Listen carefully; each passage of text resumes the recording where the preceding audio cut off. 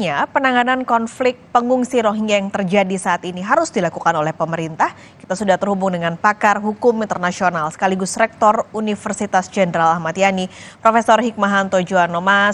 Hikmahanto, selamat pagi. Selamat pagi, Pak Sekali, sehat ya? Sehat di awal tahun ini kita masih berkutat dengan permasalahan Rohingya, pengungsi Rohingya ini.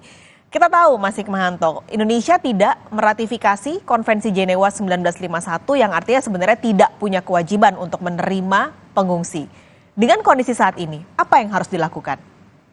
Pertama, perlu saya sampaikan ya, bahwa informasi dari Polda di Aceh dikatakan bahwa mereka ini sebenarnya etnis Rohingya bukan berasal dari Myanmar, bukan dari negara bagian Rakhine yang dipersekusi. Jadi mereka ini sudah keluar dari Myanmar. Mereka ini ada di Cox's Bazar di Bangladesh. Jadi di Bangladesh, pemerintah Bangladesh sudah bekerja sama dengan UNHCR untuk melakukan penampungan terhadap para etnis Rohingya. Ada sebagian yang sudah diverifikasi, ada yang masih banyak lagi. Dan jumlah mereka sudah jutaan di Bangladesh. Nah, sebagian dari mereka ingin mendapatkan suasana yang lebih baik, yang lebih nyaman. Karena menurut mereka Cox's Bazar ini kam-kam yang ada di sana tidak memadai. Sehingga apa? Menurut Polda Aceh dikatakan bahwa security kam di Cox's Bazar ini ada permainan. Jadi mereka membayar pihak-pihak tertentu, lalu menaiki kapal, lalu kemudian pergi keluar dari Cox's Bazar, dari Bangladesh. Jadi situasi mereka ini bukan sedang dikejar-kejar atau dipersekusi sebagaimana definisi dari pengungsi. Nah, kemudian mereka tidak bisa masuk ke Malaysia karena Malaysia sudah menutup rapat. Nah, sebagian besar masuk ke Indonesia. Nah, disinilah kemudian masalah muncul. Sebenarnya permasalahan ini sudah lama ada di Indonesia. Nah, ketika pemerintah mengatakan kita hanya menampung sementara, seberapa sementara? Pertanyaan itu penting karena sementara itu ada yang sudah tahunan, bahkan belasan tahun. Jadi pertanyaan kita adalah, kalau sementara seperti itu, saya khawatir bahwa mereka akan keluar, akhirnya mencari mata pencaharian di Indonesia, dan kemudian mendapatkan KTP-KTP palsu. Dan ini membahayakan, karena ingat ya, jumlah yang di Cox's Bazar itu jutaan orang. Kalau mereka nanti berkirim surat ke Cox's Bazar bahwa di Indonesia kita lebih baik, lebih bisa terakomodasi, ayo sekarang kita datang. Artinya apa? Kita ini bukan sebagai peratifikasi Konvensi Pengungsi 1951, tetapi mendapat imbasnya. Sekarang kita tentu, saya sudah sangat dukung apa yang disampaikan oleh Prof. Mahfud sebagai Menko Polhukam, karena menurut Perpres 125 2016 memang Menko Polhukam lah yang menjadi aktor sentral dalam permasalahan ini. Saya dukung bahwa ini untuk sementara. Sekarang kita bilang sama UNHCR dan negara-negara peratifikasi Konvensi 1951, termasuk salah satunya adalah Australia, kapan mereka akan menerima para pengungsi ini? Ya, kalau misalnya mereka dianggap sebagai pengungsi, kapan? Karena kebijakan dari pemerintah Australia misalnya, kita tahu mereka tidak mau menerima. Bahkan banyak yang katakanlah dari Indonesia masuk secara ilegal, itu didorong keluar dan dikembalikan ke Indonesia. Nah, di sini kita tentu seperti Prof. Mahfud katakan, kita minta supaya negara-negara peratifikasi pengungsi mereka camp. Kita bukan sebagai negara peratifikasi. Kalau kita sebagai negara peratifikasi, bahayanya adalah mereka-mereka ini setelah di screening dan kemudian memenuhi persyaratan sebagai pengungsi, harus kemudian di resettle di Indonesia sebagai negara peratifikasi, kalau kita peratifikasi, dan kemudian bisa jadi warga negara. Padahal kita masih banyak rakyat kita yang miskin, rakyat yang masih membutuhkan uang, rakyat yang masih membutuhkan makan, minum, dan lain sebagainya. Kita lihat tadi ada masyarakat di Medan akhirnya memberi makanan mereka. Saya setuju sekali, kita harus lakukan itu. Tetapi juga perlu diingat, masyarakat di Indonesia yang butuh makanan, minuman, itu yang sehari-hari kita lihat, kok kita tidak bantu? Kok kita tidak care terhadap mereka? Apa karena mereka ini warga kita sendiri? Biarkan mereka hidup mencari sesuap nasi sendiri. Ini yang proses ketidakadilan. Dan saya sangat kecewa dengan UNHCR yang selalu mengatakan bahwa ini masalah Indonesia. Ini harus ditangani oleh Indonesia. Sama sekali ini bukan urusan Indonesia. Ini urusan internasional. Ya, seperti Prof. Mahfud katakan, ini masalah internasional yang harus diselesaikan oleh UNHCR. Kalaupun mereka sekarang masuk, ya berarti kita harus tolong mereka secara kemanusiaan. Artinya Mas Hikmanto, maaf saya potong. Jadi ini juga kesannya sepertinya pemerintah tidak bergerak cepat untuk mengatasi masalah ini. Di saat yang sama pintu-pintu masuk di Aceh ini terbuka lebar sehingga tetap ada yang masuk begitu melalui kapal-kapal. Jadi sebenarnya gimana? Harus apa sekarang gerak pemerintah untuk mengatasi masalah ini sebelum ada konflik yang lebih besar dengan masyarakat di sana? Ya, jadi pemerintah pusat menurut saya harus segera turun. Prof. Mahfud harus segera turun berkoordinasi. Tadi betul pemerintah daerah mengatakan bahwa ini sebenarnya masalah pemerintah pusat. Tetapi memang di Perpres itu dikatakan bahwa pemerintah pusat mendelegasikan ke pemerintah daerah. Nah, ini kan main lempar-lemparan. Sementara masyarakat lokal itu mungkin ada kemarahan, ada kefrustrasian yang akhirnya kita bisa lihat mereka sudah tidak bisa menahan diri lagi lalu melakukan pengusiran-pengusiran. Bahkan kemarin kita lihat di Aceh ada sejumlah mahasiswa yang melakukan pengusiran. Ini yang katakanlah harusnya menjadi atensi. Lalu kemudian untuk tidak kecolongan-kecolongan lagi, otoritas di laut, apakah itu Bakamla, TNI Angkatan Laut dan lain sebagainya, Ditjen Imigrasi yang punya kapal-kapal laut, bahkan Polri harus juga mengawasi masalah pergerakan dari pendatang-pendatang gelap ini. Nah, kalau perlu kita perlu bantu kasih bantuan. Nanti diteruskan saja. Tujuan mereka sebenarnya ke Australia, bukan ke Indonesia. Kita kasih bantuan untuk kemudian kita dorong terus ke Australia. Nah, karena apa? Australia adalah anggota dari Konvensi Pengungsi tahun 1951. Nah, kita katakan ya silahkan saja, kita hanya membantu. Ya, kira-kira seperti itu. Oke, ini berarti saat ini yang harus dilakukan adalah berkoordinasi dengan Australia sebagai negara terdekat penerima suaka yang dan juga meratifikasi Konvensi Jenewa dan juga UNHCR, Mas Hikmanto. Betul sekali. Ini solusi yang harus ditempuh oleh pemerintah Indonesia. Saya berharap Ibu Menteri Luar Negeri melakukan komunikasi dengan Menteri Luar Negeri di Australia dan membahas permasalahan ini. Bagaimana berapa jumlah yang kita harus bantu untuk bisa sampai ke Australia dengan selamat ya dan tidak membahayakan jiwa-jiwa mereka seperti itu. Jika Mas kemungkinan terburuk terjadi ketika Australia akhirnya menolak dan menutup pintu, lalu bagaimana? Atas dasar apa Australia menolak? Karena dia adalah peratifikasi dari Konvensi Pengungsi 1951, sementara kita tidak. Dan kalau Australia menolak, mereka sepanjang para etnis Rohingya ini sudah diverifikasi oleh UNHCR dan sudah berstatus sebagai pengungsi, mereka terkena aturan prinsip dalam hukum internasional tidak boleh mendorong kembali ke misalnya negara asalnya. Ya, jadi itu prinsip non-refoulement. Jadi itulah pasal 33 dari konvensi yang harus diperhatikan oleh Australia. Jadi jangan kemudian, sekarang ini kan Australia pintar. Dia memberikan uang yang banyak ke yang namanya International Organization for Migration, itu IOM.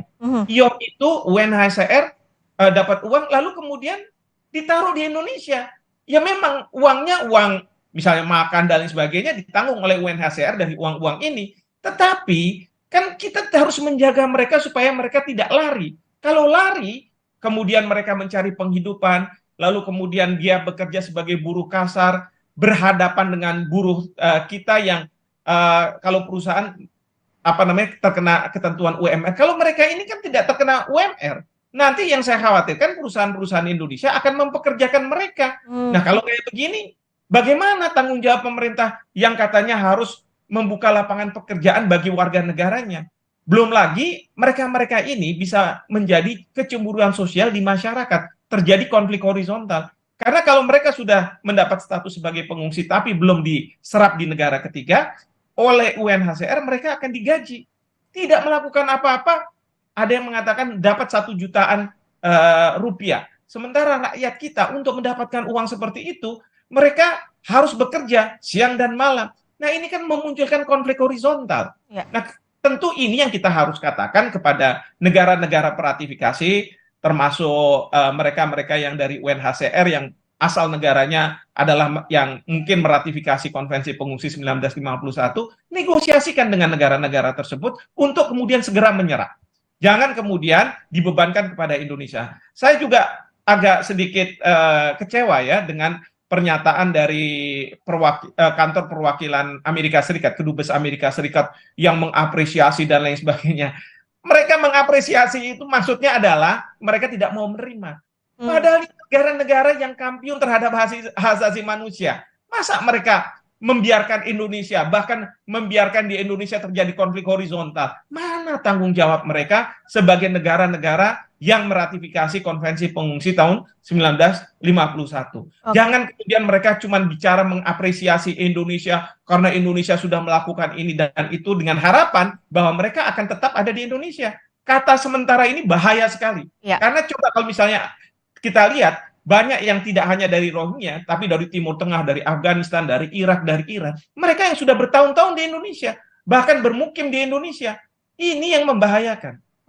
Ini juga sebenarnya kalau lihat UNHCR sebagai lembaga yang bertanggung jawab pada para pengungsi ini, ada beberapa informasi yang kita baca gitu ya, Mas Hikmahanto, bahwa PBB atau UNHCR ini menilai ada misinformasi soal masalah pengungsi ini, lalu disusupkan juga soal kampanye ujaran kebencian. Ini bagaimana? Apakah kita bisa seperti apa ya, menyentil UNHCR gitu untuk ayo dong gitu, ini kita harus bekerja sama mengurusin masalah ini.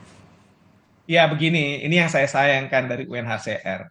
Pertama adalah jangan kemudian melakukan tuduhan-tuduhan misalnya ujaran kebencian dan lain sebagainya. Kalau memang ada dasar untuk mengatakan ujaran kebencian, silahkan ke polisi kita. Karena ujaran kebencian itu diatur di dalam KUHP, diatur di dalam Undang-Undang ITE. Silahkan.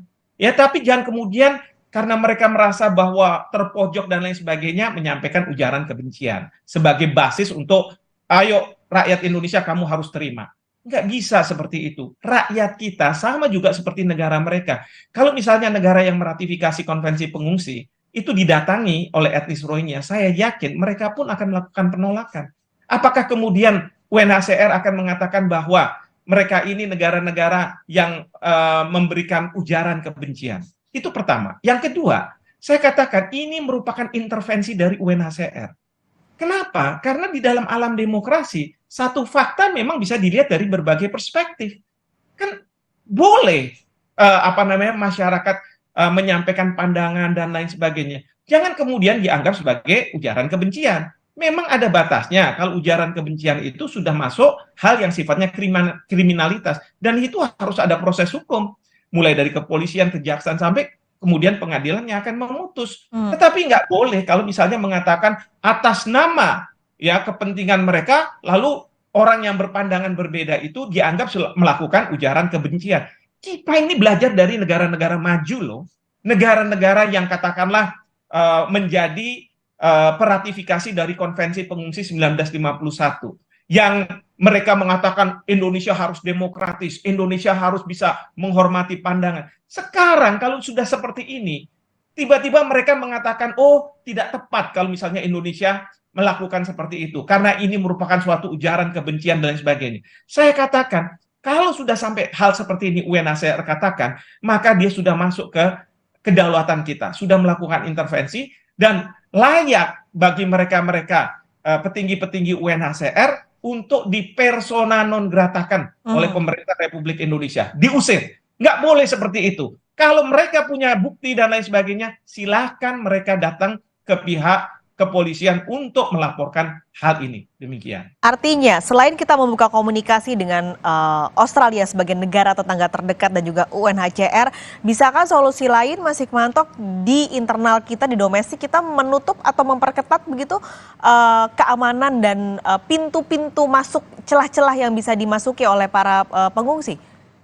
Ya, sebaiknya memang diperketat. Kalau Malaysia bisa, kenapa Indonesia tidak bisa? Pertanyaannya kan seperti itu.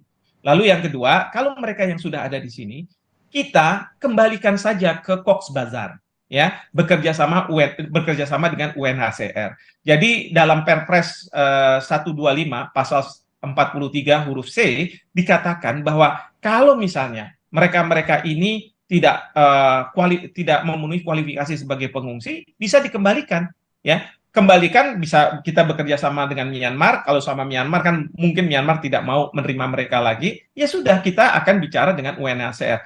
Toh ini sebenarnya ada di Cox's Bazar di Bangladesh. Jadi kita bisa kembalikan mereka ke sana. Sama kok kalau misalnya di Indonesia ada tempat penampungan, lalu ada satu dua atau beberapa yang keluar dari tempat penampungan, kan tentu kita akan kembalikan ke tempat penampungan. Tempat penampungan yang ada itu kan di Bangladesh, di Cox's Bazar. Nah, ini yang kita harus minta. Lalu yang berikutnya adalah saya setuju dengan Bapak Presiden untuk untuk menyampaikan kepada pihak aparat penegak hukum kita, perketat dan tegakkan ketentuan mengenai TPPO, tindak pidana penyelundupan orang, ya, perdagangan penyelundupan orang. Karena apa?